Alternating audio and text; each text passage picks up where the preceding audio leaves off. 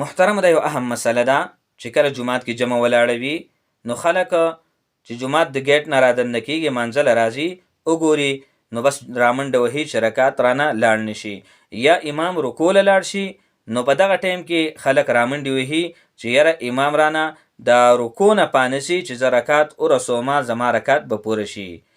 نو آیا د دپاره دا منډه په جومات کې د رکعت پوره کولو دپاره د رکعت رسولو دپاره څنګه دي؟ نو یاد ساتئ د رکعت د لاندې کولو دپاره په جومات کې منډه وهل د جومات د آدابو خلاف ده. هم دارنګې دا د مانځه د سکون او وقار هم منافي ده.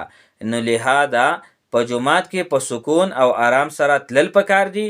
که رکعت د سړي نه لاړ شي نو د امام د سلام ګرځولو نه وروستو دي پوره کړي، ځکه د رکعت تلل او وروستو پوره کول ډیر بهتر دي د دینه چې انسان په جومات کې منډه ووهي او رکعت را لاندې کړي. نو محترمو د دې مسلې زموږ ډیرو ملګرو ته پته نشته. کلیپ مخکې شیر کړئ چې هغې ته پته ولګي چې یاره موږ خو د رکعت د پوره کولو دپاره رامنډه وهو، خو زموږ د رامنډه د رکعت د پوره کولو دپاره رکعت رسولو دپاره دا څنګه دي زموږ دپاره؟ نو دا د جومات د آدابو نه بالکل خلاف دي.